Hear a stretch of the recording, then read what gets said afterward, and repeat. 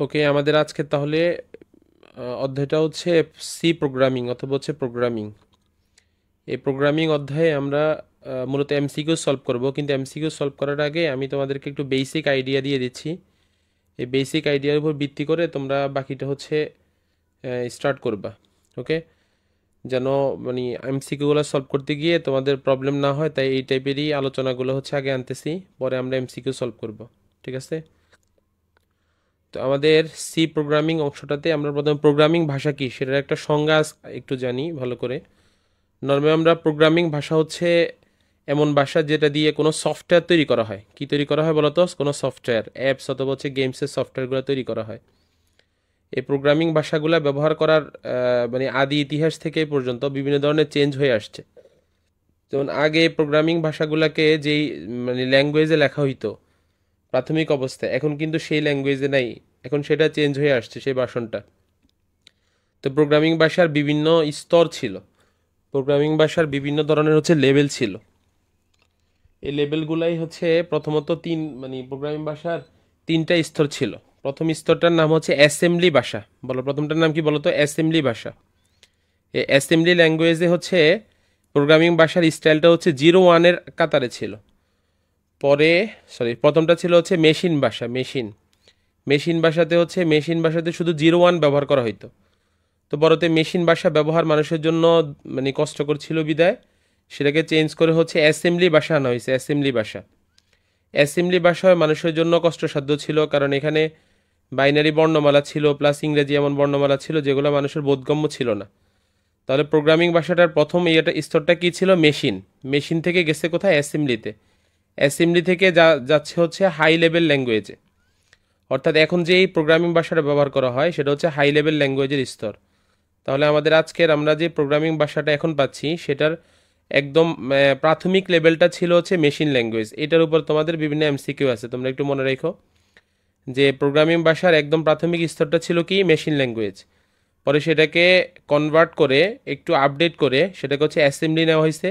Assembly থেকে হচ্ছে high level ল্যাঙ্গুয়েজে নেওয়া হয়েছে। ওকে, এইবার এখন আমরা এই প্রোগ্রামিং ভাষার আরেকটা ব্যাপার হলো, এই ভাষাতে আমরা একটা ভাষা থেকে যখন অন্য ভাষায় যাই, একটা ল্যাঙ্গুয়েজ থেকে যখন অন্য ল্যাঙ্গুয়েজে যাই, তখন এই ল্যাঙ্গুয়েজগুলো হচ্ছে এখানে চেঞ্জ হয়। এই ল্যাঙ্গুয়েজগুলো চেঞ্জ করার জন্য অনুবাদক প্রোগ্রাম ব্যবহার করতে হয়। কি ব্যবহার করতে হয় বলো তো? অনুবাদক প্রোগ্রাম। অনুবাদক প্রোগ্রাম মানে অর্থাৎ এই আমরা যে মানে যে প্রোগ্রামগুলো লিখি, কম্পিউটার তো আসলে আমরা সবসময় জানি যে কম্পিউটার 0-1 নিয়ে কাজ করে। আমরা যা কিছুই লিখি না কেন কম্পিউটার কিন্তু সেটাকে 0-1-এ কনভার্ট করে। তো 0-1-এ কনভার্ট করতে কম্পিউটার হচ্ছে তিনটা অনুবাদক প্রোগ্রাম ব্যবহার করে। তাহলে কয় ধরনের অনুবাদক প্রোগ্রাম? 3 ধরনের। একটা নাম হচ্ছে কম্পাইলার, 2 নম্বরটার নাম হচ্ছে ইন্টারপ্রিটার, 3 নম্বরের নাম হচ্ছে অ্যাসেম্বলার। কম্পাইলার যেটা, এটার মানে আমরা এগুলোর উপর কিন্তু এমসিকিউ পাবো, গুরুত্ব দিয়ে ভালো করে। অনুবাদক প্রোগ্রামে 1 নম্বর যেটা সেটা হচ্ছে কম্পাইলার। এই কম্পাইলার হচ্ছে কোনো একটা প্রোগ্রাম যখন পুরোপুরি লেখা হয় তখন একসাথে পুরো প্রোগ্রামটাকে হচ্ছে একসাথে অনুবাদ করে। তাহলে সম্পূর্ণ প্রোগ্রামটাকে যেটা একসাথে অনুবাদ করে তার নাম হচ্ছে কম্পাইলার। 2 নম্বরটার নাম হচ্ছে ইন্টারপ্রিটার। ইন্টারপ্রিটার হচ্ছে এটা এক লাইন অর্থাৎ তুমি একটা প্রোগ্রাম লিখতে গেলে এক লাইন যখন লিখবা তখন সেটাকে সে অনুবাদ করে বা সেটাকে সে হচ্ছে মেশিন ল্যাঙ্গুয়েজে নেয়। তাহলে আমরা অনুবাদক প্রোগ্রামগুলো আমাদের কি কাজ করে? আমরা যে মানে সি প্রোগ্রাম অথবা পাইথন প্রোগ্রাম এগুলা যে লিখি এগুলাকে হচ্ছে কম্পিউটারের ভাষায় সে রূপান্তর করে। অর্থাৎ আমাদের যে এই যে #include_stdio.h যা লিখতেছি, এই ধরনের প্রোগ্রামগুলো যা লিখতেছি এগুলাকে নিয়ে যায় কোথায়? সে 0-1-এ। তো কম্পাইলার হচ্ছে আমাদের সি প্রোগ্রামে কাজ করে, মনে রাখো সি প্রোগ্রামে কাজ করে হচ্ছে কম্পাইলার। ইন্টারপ্রিটার এটা এক লাইন বা এক লাইন অনুবাদ করে। আর অ্যাসেম্বলার হচ্ছে অ্যাসেম্বলি ভাষাকে মেশিনের ভাষায় নিতে। ওই যে আমি বলছি না যে প্রাথমিক অবস্থায় মেশিন ভাষা ছিল, সেকেন্ড স্তরে সেটা অ্যাসেম্বলি ভাষা ছিল। তো অ্যাসেম্বলি ভাষাকে যখন হচ্ছে আমরা মেশিন ভাষায় নিয়ে যাব, অর্থাৎ অ্যাসেম্বলির যে বর্ণগুলো ছিল সেগুলোকে যখন আমরা 0-1-এ পরিণত করি, তখন সেটা যেই কনভার্টার মাধ্যমে পরিবর্তন করি, যে অনুবাদক প্রোগ্রামের মাধ্যমে পরিবর্তন করি, সেটার নাম হচ্ছে অ্যাসেম্বলার। এবার এখানে গুরুত্বপূর্ণ ইনফরমেশন যেটা সেটা মনোযোগ দাও। সেটা হচ্ছে সি প্রোগ্রাম অনুবাদ করার জন্য কম্পাইলার ব্যবহার করা হয়। অর্থাৎ সি প্রোগ্রাম আমরা যে মানে ব্যবহার করি এটার মধ্যে আমরা যা কিছু লিখি, যেখানের মধ্যে #include_stdio.h লিখি, তারপর হচ্ছে আমরা ইন্টিজার আই লিখি, এগুলা যে অনুবাদ করে এটাকে কম্পিউটার ভাষায় নেয় সেটার নাম হচ্ছে কম্পাইলার। ওকে, তাহলে দ্বিতীয় নম্বরে জানলাম হচ্ছে আমরা অনুবাদক প্রোগ্রাম নিয়ে। এবার আমরা জানবো হচ্ছে প্রোগ্রাম প্রকাশ, অর্থাৎ একটা প্রোগ্রামকে কিভাবে আমরা প্রকাশ করি সেটার ধারণা নিয়ে হচ্ছে আমরা আলোচনা করব। তো একটা প্রোগ্রামকে প্রকাশ করতে গেলে 3 স্তরে প্রকাশ করা হচ্ছে অ্যালগরিদম, 2 হচ্ছে ফ্লোচার্ট, 3 নম্বর হচ্ছে সি প্রোগ্রাম। অ্যালগরিদম আমরা জানি হচ্ছে স্টেপ বাই স্টেপ কোনো কাজ করা, মানে ধাপ ভিত্তিক কোনো কাজ করা। ওই যে প্রথমে হচ্ছে আমরা ধরো প্রোগ্রামটা শুরু করি, তারপরে আমরা সেখানে লিখি যে মানে ইনপুট হিসাবে এ ও বি এর মান গ্রহণ করলাম। এই যে ধাপ ভিত্তিক যে কাজগুলো হচ্ছে অ্যালগরিদম। 2 নম্বরের নাম হচ্ছে ফ্লোচার্ট। এই যে এখানে পাশে যে চিত্রটা দিচ্ছি, এই চিত্রটার মধ্যে যে চিহ্নগুলা ব্যবহার করা হয়েছে, এই চিহ্নগুলার ভিত্তিতে এই ফ্লোচার্ট নির্ধারণ করা হয়। অর্থাৎ ফ্লোচার্টে আমরা যে ওই যে অ্যালগরিদমের যে লেখাগুলো লিখি সেগুলোকে হচ্ছে এখানে প্রকাশ করি আমরা। তো এখানে প্রকাশ করতে গিয়ে আমাদেরকে কিছু ফ্লোচার্টের আমি স্মরণ করিয়ে দিচ্ছি, এগুলো তোমরা আশা করি পড়ছো, তবুও এখন মনে করিয়ে দিচ্ছি যেন মানে পরীক্ষাতে কনফিউজ না হয়। আমরা কোনো ফ্লোচার্টে হচ্ছে শুরু অথবা শেষ যখন বুঝাই, কি বুঝাই বলতো, শুরু অথবা শেষ, এটা বোঝানোর জন্য এই ডিম্বক চিত্রটা ব্যবহার করি, এই ডিম্বক চিত্রটা। 2 নম্বর হচ্ছে ইনপুট অথবা আউটপুট নেওয়ার জন্য সামান্তরিক ব্যবহার করি। 3 নম্বর হচ্ছে প্রক্রিয়া করার বোঝার জন্য আয়তকে ব্যবহার করি। তারপর হচ্ছে কোনো শর্ত নিব, কোনো সিদ্ধান্ত নিব, এমন সিদ্ধান্তের ক্ষেত্রে হচ্ছে আমরা হীরক চিহ্নটা ব্যবহার করি, এটা হচ্ছে হীরার মতো করে দেখতে, হীরক চিহ্ন। পরটা হচ্ছে বৃত্ত ব্যবহার করা হচ্ছে সংযোগের জন্য, কিসের জন্য বলতো, সংযোগের জন্য। এরপরে প্রোগ্রামের দিকগুলা কোন দিকে হবে সেটা বোঝানোর জন্য অ্যারো চিহ্নটা ব্যবহার করা হয়। আর প্রোগ্রামে কোনো লুপ যদি থাকে, তোমরা জানো 3 ধরনের লুপ আছে, for loop, while loop, do while loop. এই 3 ধরনের প্রোগ্রামকে প্রকাশ করার জন্য হচ্ছে এই চিত্রটা ব্যবহার করা, যেটাকে লুপ বা চক্রচিত্র বলা হয়। তাহলে আমরা জানি অ্যালগরিদম মানে একটা প্রোগ্রামকে প্রকাশ করতে গেলে প্রথমে অ্যালগরিদম হয়। অ্যালগরিদম হচ্ছে স্টেপ বা ধাপ ভিত্তিক কাজ, ফ্লোচার্ট হচ্ছে চিত্রভিত্তিক কাজ, আর সি প্রোগ্রাম যেটা আমরা সামনে একে একে হচ্ছে দেখব। ওকে, তাহলে আমাদের প্রোগ্রাম প্রকাশের জন্য কয়টা স্তর, 3টা। একটা হচ্ছে অ্যালগরিদম, 2 হচ্ছে ফ্লোচার্ট, 3 নম্বর হচ্ছে সি প্রোগ্রাম। এবার একটা সি প্রোগ্রামের হচ্ছে আমরা বেসিক স্ট্রাকচারটা একটু দেখি। একটা সি প্রোগ্রামের বেসিক স্ট্রাকচার হচ্ছে প্রথমে এই যে hash include stdio dot h, এই লেখাটা যে লেখা হয় এটাকে বলা হচ্ছে হেডার ফাইল অথবা হচ্ছে লাইব্রেরি প্রোগ্রাম। বলো কি বলা হয়, হেডার ফাইল অথবা হচ্ছে লাইব্রেরি প্রোগ্রাম। তাহলে এটা হচ্ছে কি লাইব্রেরি প্রোগ্রাম, লাইব্রেরি প্রোগ্রাম। ওকে, তারপরটা হচ্ছে মেইন। এরপরে এখানে যা কিছু লেখা হয় এটাকে বলা হচ্ছে স্টেটমেন্ট। মনে রাখবা, স্টেটমেন্টের মধ্যে কোনো ফলাফল যখন গ্রহণ করা হয় তখন সেটাকে হচ্ছে প্রক্রিয়া করে, এই প্রক্রিয়া করাকে হচ্ছে স্ক্যানএফ বলে। কি বলে বলতো, স্ক্যানএফ। আর যখন ফলাফলটা হচ্ছে প্রকাশ করে, প্রকাশ, তাহলে হচ্ছে প্রকাশ করার জন্য এই যে প্রিন্ট এফ ব্যবহার করা হয়। কি ব্যবহার করা বলতো, প্রিন্ট এফ। তাহলে এখানে দুইটা বিষয় আছে, একটা হচ্ছে স্ক্যানএফ আর একটা প্রিন্ট এফ। ওকে, তাহলে এটা একটা সি প্রোগ্রামের হচ্ছে বেসিক স্ট্রাকচার। তাহলে এখানে এই হেডার ফাইল বলে যে কথাটা বলা হয়েছে এটার অপর নাম কি বলছি আমরা, লাইব্রেরি প্রোগ্রাম। এমন অনেকগুলো লাইব্রেরি প্রোগ্রাম আছে, যেমন এখানে hash include stdio dot h, এটা একটা লাইব্রেরি প্রোগ্রাম। তো hash include conio dot h, hash include math dot h, এই ধরনের অনেকগুলো লাইব্রেরি প্রোগ্রাম আছে। এগুলোর উপর একটা এমসিকিউ আছে যে হচ্ছে নিচের কোনটি লাইব্রেরি প্রোগ্রাম, তখন এই অপশনগুলো থেকে যে কোনো একটাকে হচ্ছে বাছাই করবা। ওকে, পরবর্তীতে আসো হচ্ছে আমাদের পরবর্তী অংশটাতে।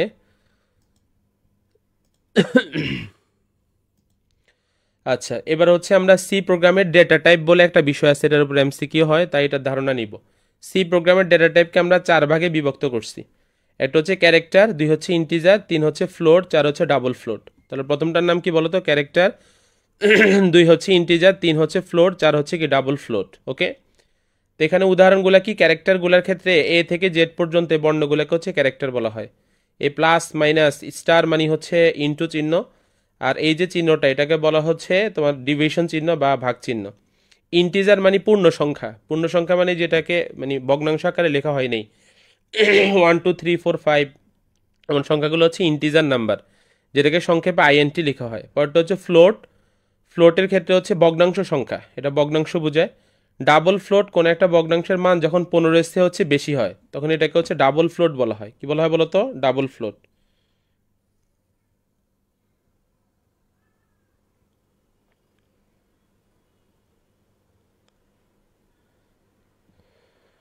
আচ্ছা, ওই ইয়েটা হচ্ছে কিভাবে যেন আসছে এটা বুঝতেছি না। আচ্ছা, কালো রেখাটা যদি বড় কোনো প্রবলেম না করে তাহলে আপাতত এটা দিয়ে হচ্ছে কন্টিনিউ করো। হ্যাঁ, কালো রেখাটা কি তোমাদের প্রবলেম করতেছে?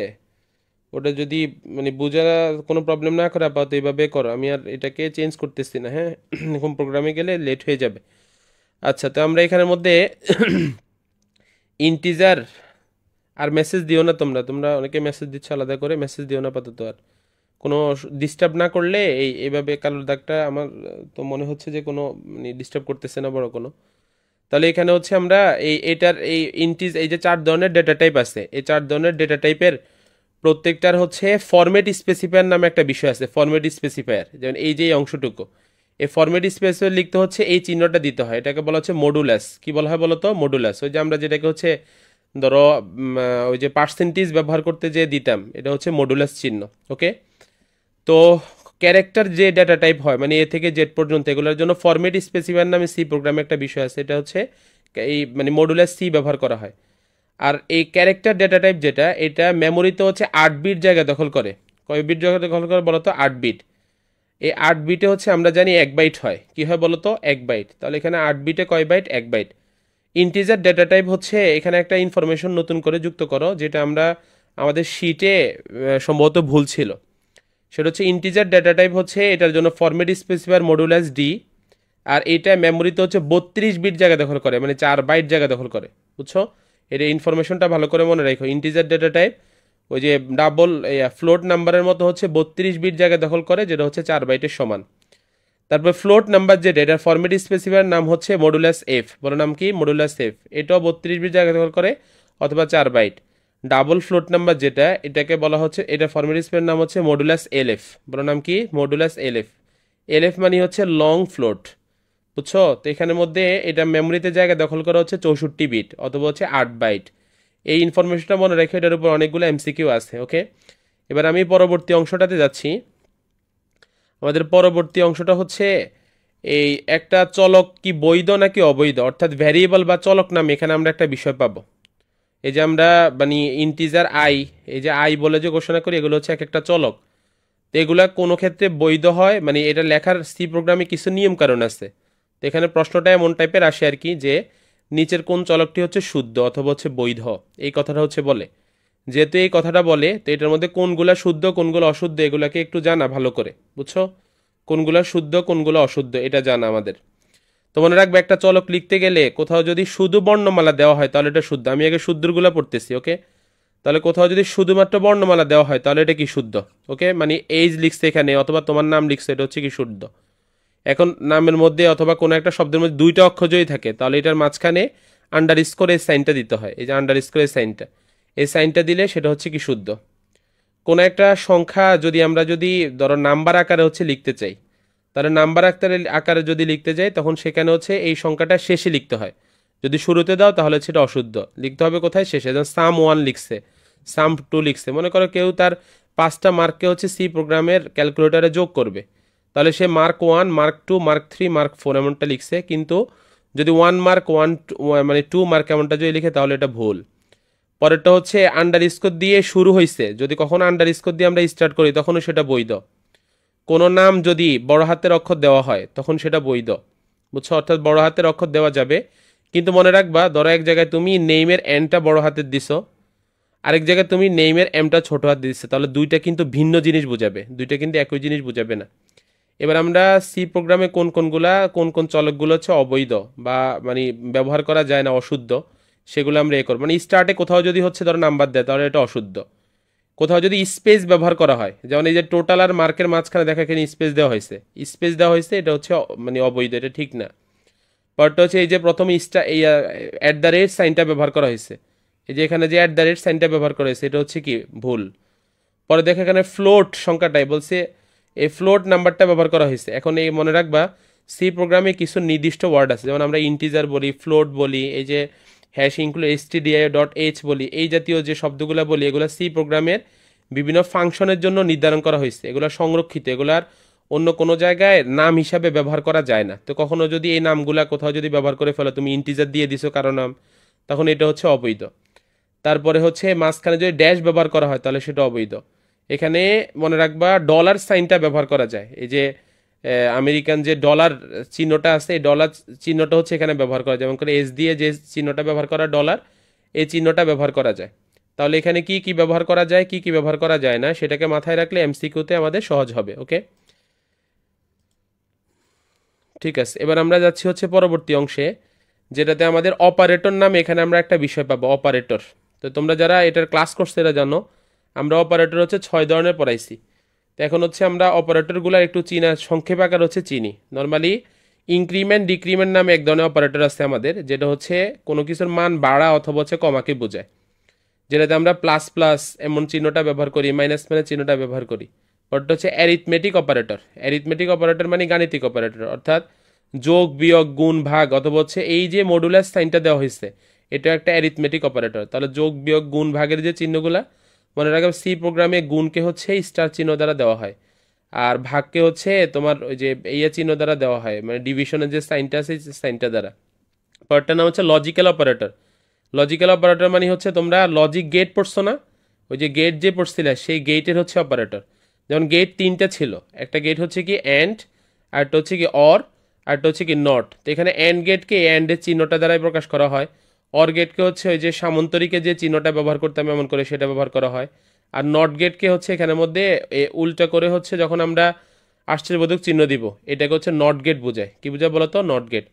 পরটা হচ্ছে রিলেশনাল অপারেটর। রিলেশনাল অপারেটর ব্যবহার করা হয় দুইটা মানে সংখ্যার মধ্যে পার্থক্য দেখাতে, যে এটার মান বড় এটার মান ছোট, এমনটা হচ্ছে রিলেশনাল অপারেটর।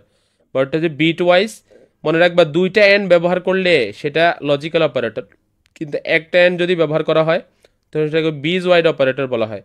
পরটা হচ্ছে অ্যাসাইনমেন্ট অপারেটর, যেটা কোনো একটা মানের হচ্ছে বাড়া কমা অথবা হচ্ছে ভাগ হওয়া এটাকে হচ্ছে বোঝায়। তাহলে এখানে তোমরা মনে রাখবা মানে চারটা operator, increment decrement arithmetic logical relational, এই চারটা প্রথম যে চারটা বলছি এই চারটাই তোমাদের মোটামুটি কাজে লাগবে এখানে। ওকে, ঠিক আছে, এবার আমরা পরবর্তী অংশে যাচ্ছি। পরেরটার নাম, এবার আমরা এমসিকিউতে যাচ্ছি। এমসিকিউ শুরু হচ্ছে আমাদের। এমসিকিউ, তোমরা খাতা টাতা নিয়ে রেডি হও, এই এমসিকিউগুলার মানে নোটগুলা যেন করতে পারো। যখন এমসিকিউ সলভ করবো গুরুত্বপূর্ণ কথাকে হচ্ছে নোট করবা, আর প্রয়োজনীয় কোনো তথ্য থাকলে আমি যেহেতু বেশি সময় লঙ্গার করা যাবে না তাই এটা স্ক্রিনশট নিয়ে নিতে পারো। ওকে, স্ক্রিনশট নিয়ে নিবে, ঠিক আছে।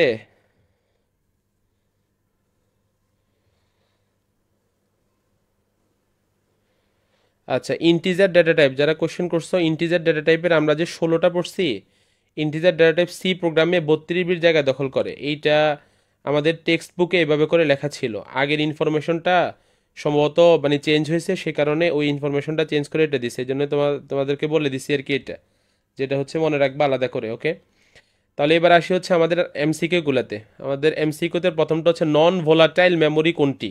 নন ভোলাটাইল মেমোরি হচ্ছে কোনটি?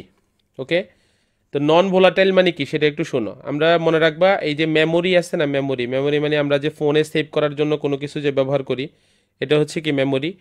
এই মেমোরিটা দুই ধরনের হয়, একটা হচ্ছে স্থায়ী মেমোরি আর একটা হচ্ছে অস্থায়ী মেমোরি। একটা কি স্থায়ী আর একটা কি বলতো অস্থায়ী মেমোরি।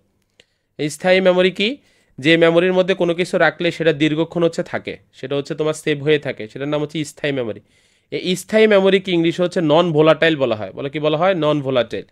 এই নন ভোলাটাইল মেমোরি হচ্ছে দুই ধরনের। একটা মানে নন ভোলাটাইলের কয়েকটা উদাহরণ হচ্ছে রোম, এসএসডি, হার্ড ডিস্ক, এগুলোকে বলা হচ্ছে নন ভোলাটাইল মেমোরি। পরটা হচ্ছে অস্থায়ী মেমোরি, এটার নাম শুধুমাত্র ভোলাটাইল। তাহলে ভোলাটাইল মানে কি? সেটা হচ্ছে অস্থায়ী। নন ভোলাটাইল মানে কি? স্থায়ী। যে নন ভোলাটাইল মেমোরি মানে অস্থায়ী মেমোরি হচ্ছে যে মেমোরিতে আমরা কোনো কিছু রাখলে যদি ফোনটা অফ করে ফেলি অথবা কম্পিউটারটা অফ করে ফেলি তখন সেই ক্ষেত্রে ওই ইনফরমেশনগুলো আর থাকে না। যেমন র্যামের মধ্যে আমরা যখন প্রাথমিক অবস্থায় কোনো কাজ করি তখন এটা র্যামে জমা হয়, এই র্যামের তথ্যগুলো হচ্ছে মুছে যায়, বুঝছো? যেমন আমরা প্রোগ্রামগুলো যে চালু করি, ধরো একটা সফটওয়্যার আমরা অন করলাম, এই সফটওয়্যারটা প্রথমে র্যামে অন হয়। দেখো ফোনটা যদি অফ করে ফেলি তাহলে দেখো যে র্যাম মানে অফ করে ফেললে ওই সফটওয়্যারটা কি আর ওপেন থাকে না। এই যে ওই সফটওয়্যারে চলে যাচ্ছে এটা আসলে কোথায় স্থায়ী ইয়ে ছিল মানে সংরক্ষিত ছিল, সেটা হচ্ছে র্যামের মধ্যে ছিল। এই র্যামে কোনো তথ্য যদি থাকে তাহলে সেটা অস্থায়ী মেমোরিতে হচ্ছে আসে। ক্যাশ মেমোরি বলা হয় এক ধরনের মেমোরি, এই ক্যাশ মেমোরি হচ্ছে একটা অস্থায়ী মেমোরি। তাহলে তোমাদের এই গুরুত্বপূর্ণ তথ্য জানার স্থায়ী মেমোরি কী কী?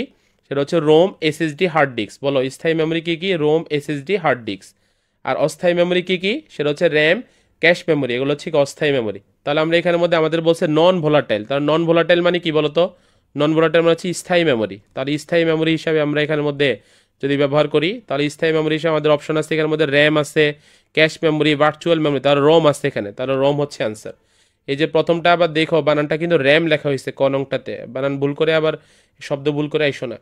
তাহলে প্রথম এমসিকিউতে আমরা জানলাম যে হচ্ছে মেমোরি দুই ধরনের, একটা হচ্ছে স্থায়ী আর একটা হচ্ছে অস্থায়ী। স্থায়ী মেমোরি কোনগুলা? ROM, SSD, hard disk. অস্থায়ী মেমোরি কোনগুলা? র্যাম, ক্যাশ মেমোরি, এগুলো হচ্ছে কি অস্থায়ী মেমোরি। ওকে, এবার আমরা আমাদের পরবর্তী এমসিকিউটাতে যাচ্ছি। পরবর্তী এমসিকিউতে হচ্ছে 2 নম্বর হচ্ছে প্রোগ্রামিং ভাষার সর্বনিম্ন স্তর কোনটি? তো আমি তোমাদেরকে একটু আগে বলছি যে প্রোগ্রামিং ভাষার সর্বনিম্ন স্তর হচ্ছে মেশিন ল্যাঙ্গুয়েজ, অর্থাৎ মেশিন ভাষা থেকে সেটা গেছে হচ্ছে অ্যাসেম্বলিতে। মেশিন থেকে কোথায় গেছে বলতো? অ্যাসেম্বলিতে। অ্যাসেম্বলি থেকে সেটা এখন হচ্ছে আমাদের এই যে সি প্রোগ্রাম বা পাইথন ভাষাতে আছে, এটা হচ্ছে হাই লেভেল ল্যাঙ্গুয়েজ বলা হয়। তাহলে প্রথম কি ছিল? মেশিন, মেশিন থেকে অ্যাসেম্বলি, অ্যাসেম্বলি থেকে এখন হচ্ছে হাই লেভেল ল্যাঙ্গুয়েজ। তাহলে আমাদের প্রোগ্রামিং ভাষার সর্বনিম্ন স্তর বলছে, একদম ছোট স্তরটা কি ছিল? সেটা হচ্ছে মেশিন ল্যাঙ্গুয়েজ। ওকে, এবার যাচ্ছি পরের এমসিকিউটাতে, 3 নম্বরটাতে। 3 নম্বরটা খেয়াল করো, একটা গাণিতিক বলছে নিচের উদ্দীপকটি পড়ো, পড়ে হচ্ছে নিচের উত্তরটা দাও। এবার দেখো এখানে একটা সি প্রোগ্রাম আসছে, প্রোগ্রামটা দিয়ে খেয়াল করো।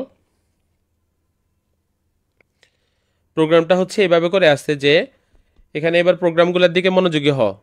এগুলা বুঝতে পারলে কয়েকটা দেখবা যে বাকিগুলা সলভ করতে পারবা। এখানে দেখো ইন্টিজার বলছে হচ্ছে এ, অর্থাৎ এখানে এ এর মান বলে দেওয়া হয়েছে। এ এর মান, এখানে দেখো ইন্টিজার বলছে হচ্ছে এ, এর মান কত বলে দিছে? সেটা হচ্ছে 2। আর বি কি সেটা বলে দেয় নেই। এবার দেখো বি এর মান বলছে এ এর সাথে হচ্ছে প্লাস প্লাস হবে। আবার বলতেছি, এ এর মান দেওয়া আছে কত? 2। বি এর মান হচ্ছে এ এর মানের সাথে প্লাস হবে। কি হবে বলো তো? প্লাস। এ প্লাস প্লাস মানে হচ্ছে সবসময় মান এক বাড়া, তাহলে plus plus is equal to কত? 1। তার মানে প্লাস প্লাস যেখানে লেখা থাকবে বুঝবা যে আগের মানটার সাথে হচ্ছে এক বাড়বে। এখন যেহেতু এ এর মান কত ছিল? 2 ছিল, তাহলে আমরা 2 এর সাথে হচ্ছে 1 যোগ করলে কত হয়? 3 হয়। তাহলে আমাদের এই অপশনগুলোর মধ্যে বি এর মান আমরা পাবো হচ্ছে কত? 3। কি বলা হয় বলো তো? 3। তাহলে আনসারটা হবে হচ্ছে 3। আবার বুঝিয়ে দিচ্ছি, এখানে দেখো ইন্টিজার মানে একটা পূর্ণ সংখ্যা দেওয়া আছে এ, এর মান বলে দিছে হচ্ছে 2, আর বি এর মানটা বলা নেই। এবার বি বলছে হচ্ছে প্লাস প্লাস হবে, তার মানে এ এর মান যেটা আছে সেটার সাথে হচ্ছে বি এর মানটা 1 করে হচ্ছে বাড়বে। তাহলে কত পর্যন্ত বাড়বে সেটা কিন্তু বলে নেই, তাহলে 1 বাড়বে, সামনের একটা সংখ্যাই নিব। তাহলে 2 এর সাথে 1 যোগ করলে কত হয়? 3। তাহলে আনসারটা হচ্ছে কত? 3। ওকে, এবার পরের এমসিকিউটাতে যাও, 4 নম্বরটাতে। 4 নম্বরটা বলা হয়েছে এখানে ইন্টিজার নাম্বার সিনটেক্সের কোন পরিবর্তনে হচ্ছে আউটপুট হচ্ছে 5 পাওয়া যাবে। এই যে এই ধরনের এমসিগুলো একটু কঠিন। এখানে দেখো এই জায়গায় আমাদের মান দেওয়া হয়েছে কত? 2। মানে এর মান দেওয়া হয়েছিল কত বলো তো? 2। বি এর মান বলছে কত হবে? 1 করে হচ্ছে বাড়বে। তাহলে এ প্লাস কত? 1, অর্থাৎ এর সাথে হচ্ছে 1 করে কি বি এর মানটা বাড়বে। এই যে এখানে কেমনে বুঝছি বলো তো? বি এর মান 1 করে বাড়বে, এই যে প্লাস প্লাস দেওয়া আছে, এই প্লাস প্লাস দেওয়া মানে হচ্ছে 1 করে বাড়া। এবার এখন এখানে বলছে সিনটেক্সের কোন পরিবর্তনে আউটপুট হচ্ছে 5 পাবো। একটু আগে আমরা মানটা কত পাইছিলাম? 3 না? এখন তাহলে আমাদেরকে এই এ এর মান 2ই থাকবে, কিন্তু বি এর মানের এই সূত্রটাকে কিভাবে চেঞ্জ করলে সেটার মান হচ্ছে 5 হবে। তাহলে আমরা এই বি এর মানের সূত্রটাকে যদি আমরা এখন যদি আগে লিখছি কি যে 2 এর সাথে 1 যোগ করলে কত হয়েছে? 3। তাহলে এখন 5 পেতে হলে আমাদের 2 এর সাথে কত যোগ করতে হবে? 3 যোগ করতে হবে। তার আমরা এখানে লিখবো হচ্ছে এ প্লাস কত? 3। তাহলে আমাদের কোন অপশনটাতে দেখো তো A+3 আছে? 4 নম্বর অপশনটাতে। তাহলে বলছে সিনটেক্সের কোন পরিবর্তন আউটপুট 5 হবে। তার মানে সিনটেক্সের A+3 যদি করা হয় তাহলে আউটপুটটা কত পাওয়া যাবে? 5 পাওয়া যাবে। তাহলে আনসারটা হবে হচ্ছে ডি, মানে 4 নংটা। ওকে, বুঝতে পারতেছো তোমরা? দেখো তো একটু, আমাকে একটু কমেন্ট করে বলো তো বুঝতে পারতেছো কিনা। তাহলে আমি সামনে মানে আরেকটু ইয়ে করে বলবো, বুঝিয়ে বলবো। দেখো তো বুঝতে পারতেছো কিনা তোমরা, আমাকে একটু জানো, আমি চেক করে দেখি তো একটু। আচ্ছা, সবাই একটু কমেন্ট করে বলো তো বুঝতেছো কিনা তোমরা। আচ্ছা ঠিক আছে, আশা করি তোমরা বুঝতে পারতেছো। এবার আমি হচ্ছে 5 নম্বর এমসিকিউটাতে যাচ্ছি। 5 নম্বর এমসিকিউ বলছে সি ভাষায় বৈধ চলক কোনটি। তাহলে বৈধ চলক আমরা কিভাবে লিখি একটু আগে মনে আছে তো? যে কোনো একটা বৈধ চলক যখন লিখতে বলা হয় তখন আমরা কি করি? সেটা হচ্ছে ওই চলকটার যদি শুরুতে অথবা মাঝখানে যদি কোনো স্পেশাল চিহ্ন থাকে, যেমন দেখো এখানে ক নং অপশনটাতে এই যে মানে @ দেওয়া হয়েছে। কি দেওয়া হয়েছে বলো তো? @। তাহলে @ ব্যবহার করা যাবে না, তার মানে এটা হচ্ছে কি ভুল। এখানে দেখো বলছে রোল 107, তার মানে এখানে রোল আরটা বড় হাতের, প্রথম অক্ষর বড় হাতের হলে কোনো সমস্যা নাই। সংখ্যাটা দেখো শেষে দেওয়া আছে, তার মানে সংখ্যা শেষে দিলে এটা ঠিক আছে। তাহলে আমরা এখানের মধ্যে 2 নম্বরটা অপশনটা নিতে পারি। 3 নম্বরটা কেন বল? দেখো ABC এর পরে NY যে লেখাটা লেখা হয়েছে NY, এটার মাঝখানে কিন্তু স্পেস দেওয়া হয়েছে, তাহলে স্পেস ব্যবহার করা যায় না এখানে, তাহলে এটা হচ্ছে কি ক্রস। ওকে, এটা হবে না। ABC এর মাঝখানে দেখো এখানে হাইফেন দেওয়া হয়েছে, তাহলে এটাও ভুল, তাহলে অ্যান্সারটা হবে না। শুদ্ধ অ্যান্সারটা হচ্ছে খ নংটা। ওকে, এখানে খ নংটা হচ্ছে শুদ্ধ আনসার, এটা খ। ওকে, এবার আমরা পরবর্তী এমসিকিউটাতে যাচ্ছি, 6 নাম্বারটাতে। দেখো 6 নাম্বারটা বলছে আমাদেরকে, অপশনটাতে দেওয়া হয়েছে এখানে বলছে সঠিক চলক কোনটি। এবার বলো তো তোমরা সঠিক চলক কোনটি, 6 নাম্বারটার আনসারটা তোমরা একটু কমেন্টে জানিয়ে বলো তো। 6 নাম্বার, 6 লিখে হচ্ছে আনসারটা লিখো, সঠিক চলক এখানে কোনটি বলো তো। তোমরা বুঝতে পারছো 6 নংটাতে দেখো এই নাম্বার 1 যে লেখা আছে এটা শেষে লেখা আছে, আর বাকিগুলোতে দেখো এটাতে নাম্বার হচ্ছে স্টার্টিং এ হচ্ছে লেখা, এটাতে শেষে লেখা, এটা শুদ্ধ। এটাতে এখানে স্পেস দেওয়া হয়েছে দেখো, তাহলে এটা কি ভুল। এখানে দেখো হাইফেন দেওয়া হয়েছে, তাহলে এটা ভুল। তাহলে আনসারটা হচ্ছে 2 নাম্বারটা। ওকে, এবার আমি পরের এমসিকিউটাতে যাচ্ছি। পরেরটা দেখো বলা হয়েছে এখানে 7 নাম্বারটা, মেশিন লার্নিং অ্যাপ্লিকেশনে ব্যবহৃত হয় হচ্ছে কোনটি।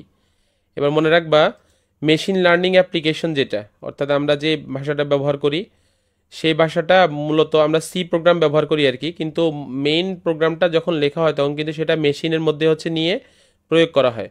তো মেশিন লার্নিং অ্যাপ্লিকেশন হিসেবে ব্যবহৃত হচ্ছে পাইথন ল্যাঙ্গুয়েজটা। কোনটা ব্যবহার করা হয় বলো তো, পাইথন ল্যাঙ্গুয়েজ। ওকে, পরবর্তী এমসিকিউটাতে যাও। পরবর্তী এমসিকিউটাতে দেখো 8 নাম্বারটা বলা হচ্ছে নিচের উদ্দীপকটি পড়ো এবং প্রশ্নের উত্তর দাও। ওকে, নিচের উদ্দীপকটি পড়ো এবং প্রশ্নের উত্তর দাও। এখানে দেখো উদ্দীপকটা দেওয়া আছে, আমাদের মানটা দেওয়া আছে হচ্ছে এমন যে ইন্টিজার আই, পরে দেখো এখানে লুপ ব্যবহার করা হয়েছে। এই যে ফর, এটাকে কি বলা হয় বলো তো, লুপ বলা হয়। তাহলে ফর এটা কি লুপ। ওকে, তাহলে এই যে ফর লুপ ব্যবহার করা হয়েছে, ফর লুপের প্রথম যে অংশটুকু এটাকে ইনিশিয়ালাইজেশন বলা হয়, মনে আছে তো, মানে মানের সূচনা। তারপরে 2 নম্বরে যে অংশটা দেওয়া আছে এটাকে বলা হচ্ছে কন্ডিশন। 3 নম্বরে যেটা দেওয়া আছে এটাকে বলা ইনক্রিমেন্ট ডিক্রিমেন্ট। এবার দেখো এখানে একটা মান 5 থেকে শুরু, মানটা হচ্ছে 14 এর চেয়ে ছোট অথবা 14 এর কি সমান, আর প্রত্যেকবার মান হচ্ছে 3 করে হচ্ছে বাড়বে। কত করে বাড়বে বলো তো, 3 করে। এবার দেখো বলছে ইফ, এখন আবার মানে শর্ত দিচ্ছে এখানে যে এক্স ইকুয়াল হচ্ছে 11। মনে রাখবা ডাবল ইকুয়াল লেখা থাকলে বুঝবা যে এটা হচ্ছে একটা সমান সমান চিহ্ন বোঝায়, একটা বোঝায়। তাহলে এখানে এক্স এর মান কত, 11। এবার এটাকে বলছে ব্রেক করতে। এবার সবাই মনোযোগী হও, এখানে যেহেতু ব্রেক করতে বলছে তাহলে এখানে একটা মানে ব্রেক কন্ডিশন ব্যবহার করা হয়েছে। তো ব্রেক কন্ডিশন কোথাও যদি লেখা থাকে এমন, তখন মনে রাখবা আমাদের মান কত থেকে শুরু হয়েছে বলতো, 5 থেকে। তাহলে প্রথমে মানটা আসবে কত, 5। আমাদের মান কত কত করে হচ্ছে বাড়বে বলছে, 3 করে বাড়বে। তাহলে 5-এর সাথে যদি 3 যোগ করো তাহলে পরবর্তী মানটা কত হবে বলতো, 8। এই 8-এর সাথে যদি আবার 3 যোগ করো তাহলে পরবর্তী মান কত হবে বলতো, 11। এবার 11-এর সাথে দেখো 11 পর্যন্ত যদি সংখ্যাটা যদি যায়, তাহলে আমাদের আমাদের যেহেতু 11-এ বলছে হচ্ছে আমাদের ব্রেক করে নিতে, তার মানে আমরা আর 11 কি লিখতে পারবো না। এবার 11-এর সামনে আমরা যাওয়ার কোনো সুযোগ নেই, তখন আমরা 11টা হচ্ছে বাদ যাবে আমাদের, তাহলে 11 বাদ। আমরা তাহলে সংখ্যা পাইছি কয়টা, 2টা, একটা হচ্ছে 5 আর একটা কত পাইছি বলতো, 8। তাহলে আমাদের আনসারটা হবে হচ্ছে 5 আর 8 হওয়ার কারণে, তাহলে অপশন হচ্ছে বলছে প্রোগ্রাম রান করলে আইসিটি লেখাটি কতবার প্রদর্শিত হবে। তাহলে কয়বার প্রদর্শিত হবে, 2বার। একটা হচ্ছে 5-এর সময় প্রদর্শন হবে আর একটা হচ্ছে 8-এর সময় প্রদর্শন হবে। যেহেতু ব্রেক বলা হয়েছে এখানে, ব্রেক মনে রাখবে ব্রেকের সাথে সম্পর্কিত হচ্ছে কন্টিনিউ। কোথাও যদি কন্টিনিউ লেখা থাকে ইফের পরে তাহলে বুঝবা যে সেখানে এই যত নাম্বারটা কন্টিনিউ করতে বলছে শুধু ওইটা বাদ যাবে, বাকিগুলো হচ্ছে সামনের দিকে কন্টিনিউ হবে। আর ব্রেক বললে যত নাম্বারটা বলা হয়েছে এর আগ পর্যন্ত হচ্ছে আমাদের প্রোগ্রামের আনসারটা আসবে। তাহলে এখানে এই 5 আর 8 এই দুইটা অপশনে হচ্ছে আমাদের আইসিডি লেখাটা প্রিন্ট হবে, বাকি ঘরগুলোতে প্রিন্ট হবে না। তাহলে 2বার প্রিন্ট হচ্ছে, তাহলে আনসারটা হবে হচ্ছে 2। ওকে, বুঝতে পারছো তোমরা এটা, এটা একটা নতুন, কিন্তু এটা পাও নাই আজ মানে আগে তেমন। পরেরটাতে যাচ্ছি আমাদের 9 নাম্বার এমসিকিউটাতে। দেখো 9 নংটাতে, আচ্ছা এটাই 9 নংটা, আচ্ছা বলছে এই 8 নম্বরটার মতো করে 9 নংটা। তো বলছে এখানে যে উদ্দীপকে ব্রেকের পরিবর্তে যদি কন্টিনিউ ব্যবহার করা হয় তাহলে কি ব্যবহার করা হয় বলতো, কন্টিনিউ। কন্টিনিউ ব্যবহার করলে আইসিডি লেখাটা কতবার প্রদর্শিত হবে। তাহলে আইসিডি প্রথম হচ্ছে 5-এ যাবে, তারপরে হচ্ছে তোমার 8-এ যাবে, মানে 3 3 করে বাড়তেছে। ওই যে আগের ইয়েটাই প্রশ্নটাই 3 3 করে হচ্ছে মান বাড়তেছে। তাহলে 5, তারপর হচ্ছে কত, 8। এবার দেখো 11টা কি হবে এখানের মধ্যে, কন্টিনিউ হবে। তার মানে এখানে ব্রেকের জায়গা হচ্ছে আমাদের কি লেখা থাকবে, কন্টিনিউ। তো কন্টিনিউ যখন লেখা থাকবে তখন বুঝতে হবে যততে কন্টিনিউ করতে বলছে ওই অপশনটা বাদ যাবে, তার মানে 11টা হচ্ছে কি আমাদের বাদ। এবার 11-এর সাথে 3 যোগ করলে কত হয় বলো তো, 14 হয়। তাহলে আমরা হচ্ছে এখানের মধ্যে পরবর্তী অপশন আসছে আমাদের কত, 14। তার মানে আমরা কন্টিনিউ বলার কারণে একটা মান হচ্ছে বেশি পাবো, তার মানে আগে পাইছি আমরা কয়বার, 2বার। তাহলে এখন আনসার হবে কয়বার, 3বার। তাহলে অপশন হচ্ছে ক নংটা আনসার মিলবে। ওকে, আচ্ছা, এবার পরের এমসিকিউটাতে আসো। 10 নম্বরটা বলছে সি ভাষায় গাণিতিক অপারেটরের সাহায্যে আমরা কি কি কাজ করতে পারি। তো গাণিতিক অপারেটর কি, এটাকে বলা হচ্ছে অ্যারিথমেটিক অপারেটর। বলো কি বলা হয়? Arithmetic operator. ইংলিশে বলা হচ্ছে অ্যারিথমেটিক। তাহলে হচ্ছে অ্যারিথমেটিক অপারেটর। ওকে, তো গাণিতিক অপারেটরে কি করা যায়, কোন কোন চিহ্ন ছিল মনে আছে তো? সেটা হচ্ছে প্লাস ছিল, মাইনাস ছিল, ডিভাইড সাইন ছিল, তারপর হচ্ছে তোমার ওই যে মডুলাস সাইনটা ছিল, মাল্টিপ্লায়ার মানে গুণের চিহ্নটা ছিল স্টারের মতো করে দেওয়া। তো এটা গাণিতিক অপারেটর যেহেতু বলছে, গাণিতিক অপারেটরের সাহায্যে তাহলে প্লাস মানে যোগ করা যায়, ছোট বড় তুলনা করা যায় না, তুলনা করা যায় না, তুলনা করা যাচ্ছে রিলেশনাল অপারেটরে, তাহলে 2 নম্বরটা মিলবে না। ভাগশেষ নির্ণয় করা যায়, ওই যে মডুলাস বলছি না, এরকম করে যে সাইনটা ব্যবহার করছি মডুলাস, এর এই মানে কি বলা হয়, পার্সেন্টেজের চিহ্ন দিয়ে, দশমিকের শতকরা চিহ্নটা দিয়ে, এটাকে বলা হচ্ছে মডুলাস। এই মডুলাস সাইনটা ব্যবহার করা হয় যখন, তাহলে কি বলা হয় এটাকে, আমি বাংলাটাও বলে দিচ্ছি, মডুলাস। ওকে, এটাকে বলা হচ্ছে মডুলাস। তো এই মডুলাস সাইনটা ব্যবহার করলে সেটা ভাগশেষ নির্ণয় করা বোঝায়। তার মানে 3 নম্বরটাও ঠিক আছে, আমাদের গাণিতিক অপারেটর হিসেবে যাবে। তাহলে 1 আর 3 অপশনে মিলবে, 1 আর 3 হচ্ছে খ নংটাতে আছে, তাহলে খ নংটা আনসার। ওকে।